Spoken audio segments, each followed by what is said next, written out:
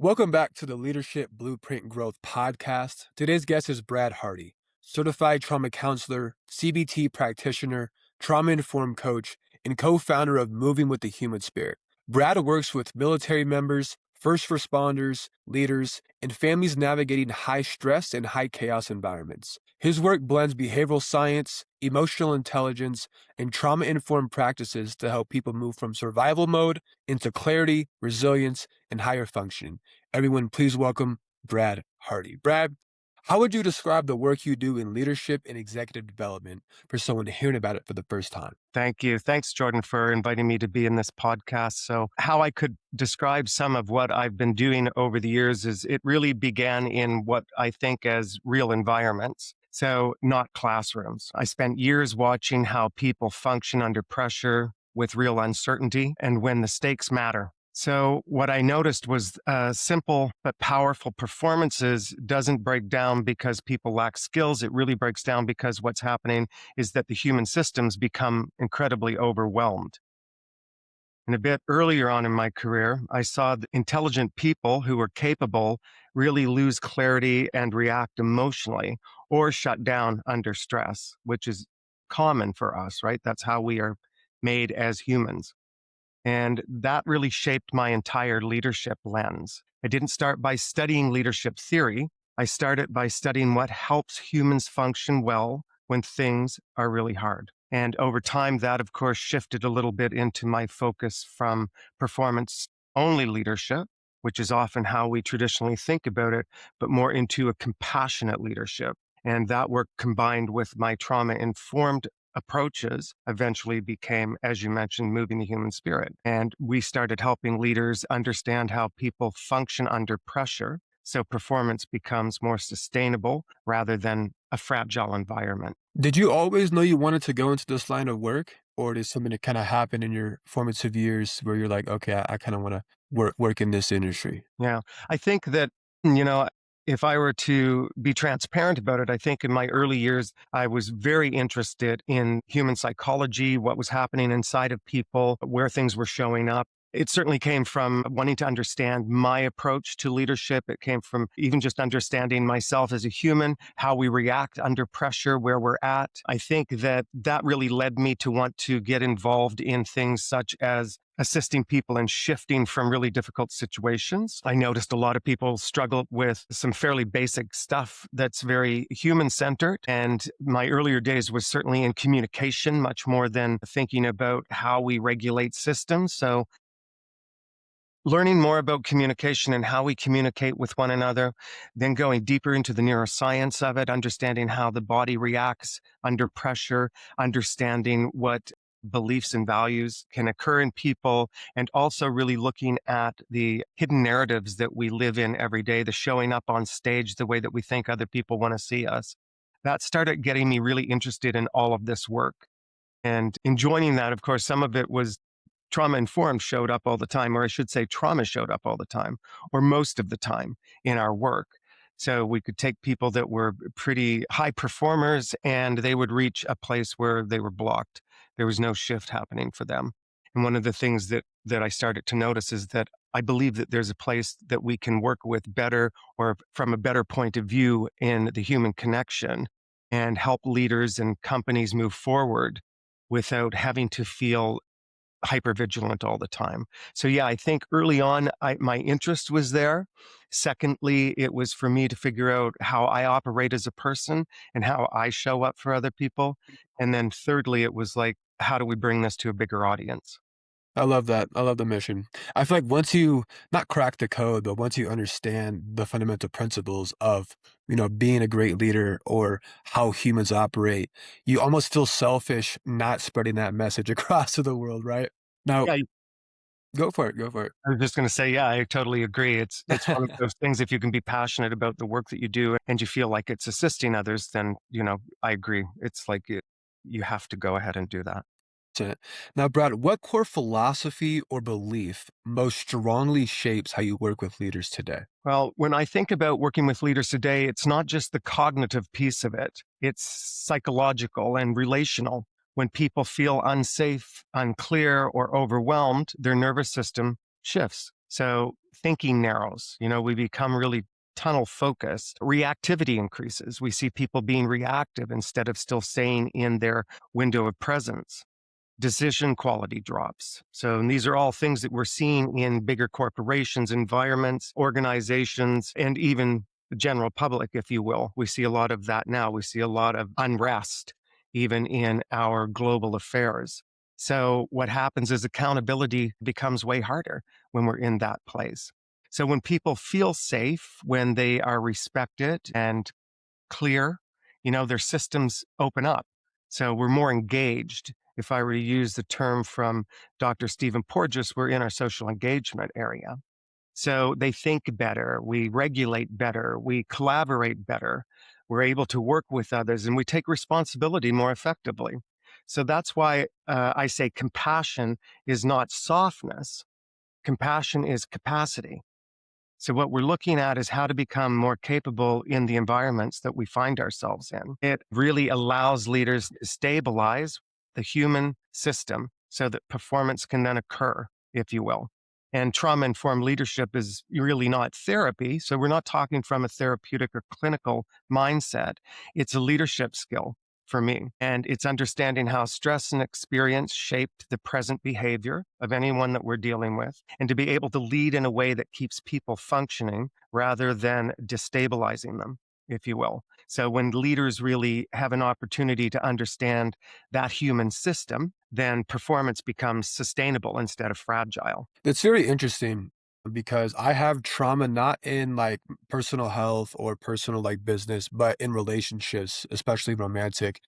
And it's interesting how you bring up, having this past trauma, but still being able to lead with certainty or to create that mental resilience and not let your past trauma show up in for I guess for me personally, my romantic relationship. It is something that I'm actively working on, and I definitely see the value on persevering or working around it or working through it, one might say. So it's not so traumatic and stressful and lots of yelling and fighting. But anyways, that's a side story for a different day. Now, can you give us at a very high level maybe a concept or a framework that you like to utilize when working with clients, Brad? Sure. I would think if I were to give you kind of a framework when I think about these things, I'd say leadership really starts with conditions and not control. So, we have misinterpreted what's actually happening. Lots of leaders think that it's about controlling the environment.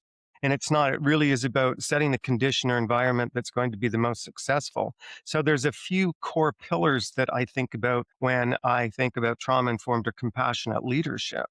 And one of them is safety before strategy. So what's happening if people don't feel psychologically safe, or the strategy doesn't translate into execution. So if I'm not safe in environments, I'm going to spend my time sorting for safety, and I'm not going to be able to be productive. And we don't want that to happen. The second thing that we think about is regulation before performance. So knowing that we co-regulate the same way that you and I are doing here today, we know that there's a certain safety between us, and that regulates the both of us to be able to perform here on this podcast. So thinking about a dysregulated leader cannot really stabilize a team. And leaders are parts of teams. They're not solo players. For third, I think about clarity and choice over control. So one of the things we talk about is when people understand the feeling of agency, engagement rises. So if we feel we're part of the bigger cog or part of the bigger piece of what's going on, then I'm going to be more engaged with whatever's coming up in front of me. Connection's a leadership competency, I think.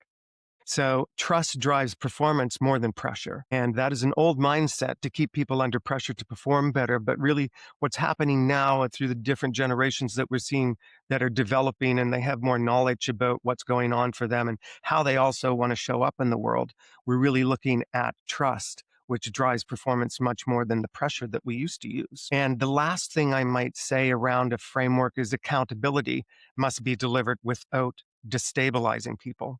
So when we think about that, we're looking at strong leaders that are both humane and clear. Because if I don't know what it is that we're trying to accomplish here, and you're not a leader that can actually share that, then we're going to run into deeper issues and problems moving forward, because I could easily activate your nervous system in the not knowing. And that goes back to us always sorting for safety. When we know something, we feel more stable, we feel safe. there's control. And when we don't, we tend to spend our time in and I mentioned a little bit earlier the concept that I refer to, the window of presence. And that's the leader's ability to remain really grounded and aware and responsive under pressure. And that's so wonderfully important. Again, back to us being able to co create a relationship with each other. So leaders don't need to fix people. They need to create conditions where people can function at their best. And that's really what we think about with compassionate leadership and trauma informed practices is people functioning at their best because that's what all leaders want. Absolutely. Can you describe what that would look like in a real leadership situation? Yeah, so I can give you an example. So I worked with high performing leadership teams that were beginning to fracture. So if we think about the things such as burnout, right? That's the big thing that we hear about is burnout, and especially now. And, we had a whole other level of fear that happened through the COVID pandemic.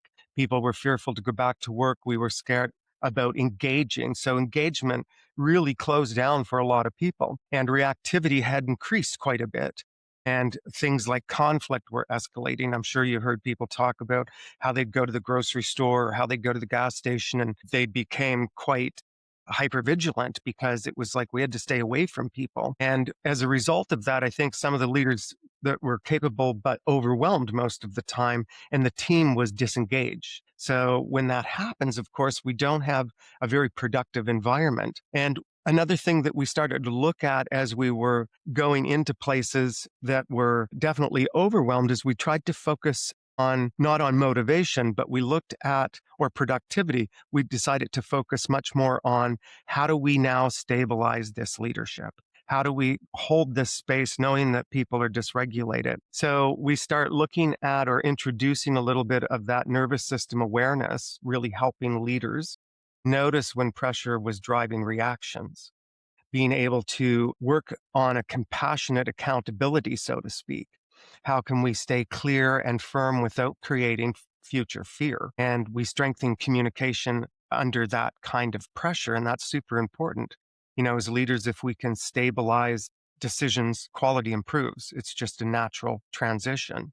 And we don't fix people, we change the conditions that they're leading in. And I'm not sure if that answers your question or not, but it's a bit of how I look at how the procedure happens. Absolutely. Thank you for that. On that note, in regards to like client success stories or case studies that you may have, does anyone come to mind when applying your frameworks and your concepts, they've seen a traumatic improvement or a drastic improvement within their personal life and obviously with their leadership capabilities? Yeah, I thought about that, what I would bring to the table when you would ask me that question. And two or three of my clients came up. And I think about a few projects that we work on that are dear to our heart, but also they demonstrate how compassionate leadership can transform not only organizations, but I think about it as a bigger capacity. I think about the Museum of Homelessness in London, UK, and this thing where their objective is to try to preserve the history of homelessness. And Matt and Jess Turtle, amazing people. I like to call them friends now. I would hope that. But what they've done is that they've come and done work with us, and they've also sent other people from their organization to do work with us. And what they do on a bigger scale, they're doing community support and healing spaces for people. And I think about their compassionate leadership when it comes to doing that, and they're creating workshops and art spaces and gardening and well-being programs and safe community gathering. And so when I look at that, what they're doing is they're not only trying to resolve some of the project that they've taken on, which is trying to keep the history of homelessness and working towards homeless people having a space in our global environments, and they work with other people that are on the front lines of working with people that are rough sleeping or homeless. But for me, when I step back and look at that project for them, it's really about the advocacy and social change. And that's leadership to me. That's compassionate leadership. And, they're campaigning for housing justice and policy change. They document the death of people experiencing homelessness. They work to shift public narrative from blame to more systemic understanding. And that's a beautiful thing to think about. So, really, in essence, what they're doing is both a museum and a movement They're preserving truth, amplifying lived experiences, and working towards a future where homelessness is preventable, understood, and humanized. And to me, that's an amazing thing. We had another opportunity to kind of flip it back to where I'm from, Canada, and think about the Anishinaabe police services that we worked with. And the Anishinaabe police services is a community based. They're police that work on community patrol and public safety. They're one of our First Nations in the Manitoulin area, which is in Ontario, known as a heavy lake area. There are lots of Anishinaabe live there and other First Nations, Indigenous, Métis. And what they do is that they're working on community patrol and public safety. We went in and trained them on trauma informed and how to be able to address some of the issues that were coming up for them. And they work towards conflict resolution and mediation. They have a presence at their cultural events, as you can appreciate, and gatherings, which is a huge part of the Anishinaabe First Nations. And they also have youth engagement and prevention programs. And, as law enforcement, they do all of the other things, right? They're trained like police officers. They respond to emergencies and non emergency calls. They investigate crises. They enforce federal and provincial laws. But the other thing that they do is they have this cultural informed approach now in a trauma informed lens where they're doing stuff, again, like restorative justice and healing focused responses. And they're doing respect for cultural protocols and community governance. And they're looking at trauma aware and relational oriented practices. And that's so amazing because what happens is it adjusts the safety and social well being of the environments that they're working in.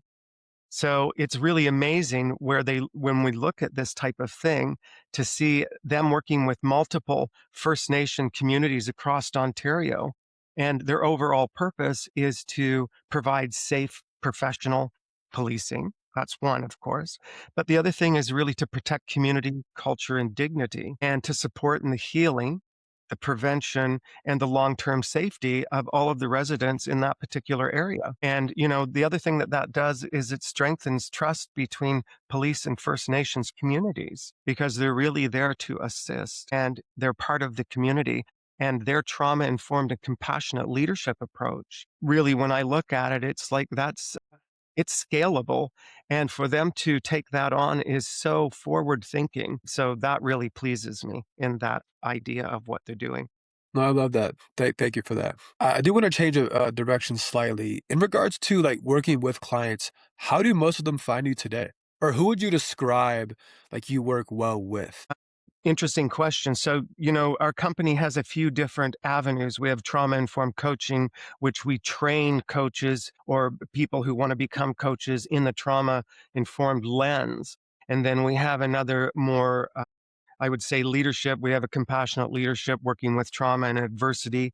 That program is more for human resources or companies wanting to become, it's a shorter program. It has some of the United States and Canada. The human resources hold a continuing education, which we have. You can get that through our program. So it's interesting. We kind of have people coming from all different areas. We have organizations, to try to answer your question more clearly. We have organizations that see us online and they want to learn more about how they can make their company, organizations, community more trauma informed or compassionate leadership based, and so that they can work in adversity and trauma impact.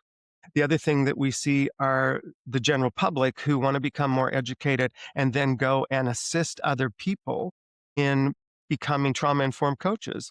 And we see a lot of environments now where there is a nice bridge between the clinical stage, because we're non clinical, we don't diagnose, treat, or heal.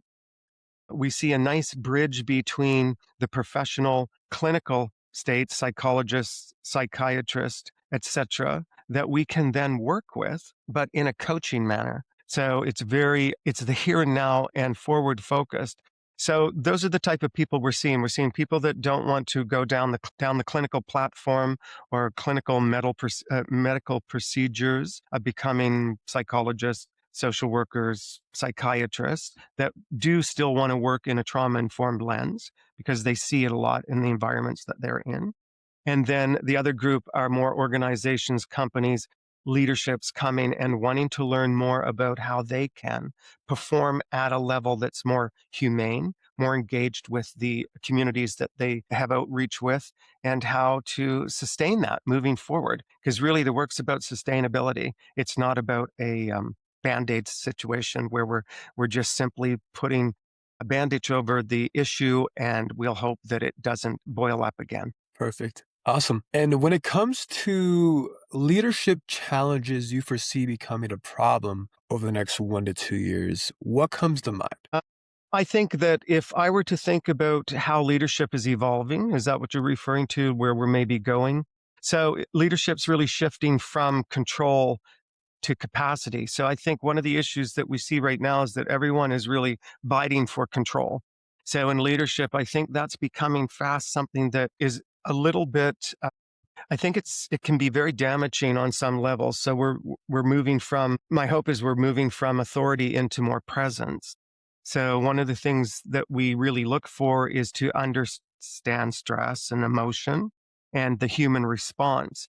And I think that's one of the things that I still see in lots of organizations. I think about some of the idea around what psychological safety means to us nowadays. So one of the things that I see is that leaders are really tired and exhausted. You know, they're up against quite a bit of stuff. And psychological safety is widely discussed, but often it's very poorly implemented. So if I think about something that I see that could change, it's certainly psychological safety. And it also gets really confused sometimes with comfort rather than clarity and trust. So I see a lot of employees that are really rejecting performative empathy, if you will, and control based leadership and that well-being language where organizations or companies or communities are checking boxes without any real structural change. So that's one of the things I see coming up as, do I want to call it an issue? No, I want to call it a condition that I think could be changed for the better. So what's really emerging is this clear thing where leaders must balance the humanity and structure and emotional regulation in becoming leaders and that leadership competency. So I think presence matters much more now than authority ever did. And so it's really that mindset of changing how we see things and using trust as a currency in leadership. Brad, if someone wanted to explore your work further, what's the best next step? Actually, if they want to explore my work further, I have a profile on LinkedIn if they're interested in compassionate leadership. We have a website which is traumainformedcoaching.com. And we also have our mother company or leading company, which is movingthehumanspirit.com. And they're always welcome to reach out to me for questions, concerns, or just a general conversation around any leadership ideas, anything that they might want to know about trauma informed, compassionate leadership and adversity. Awesome. Well, Brad, it was a pleasure having you. Audience, thanks for tuning in. Any last minute closing notes that you want to say here? The one thing I could leave you with is to really think about leadership is not about having the answers. It's about creating the conditions where people can think, adapt, and perform at their best. Great insights. Well, thank you again, Brad. Audience, we'll talk to you guys soon. Awesome.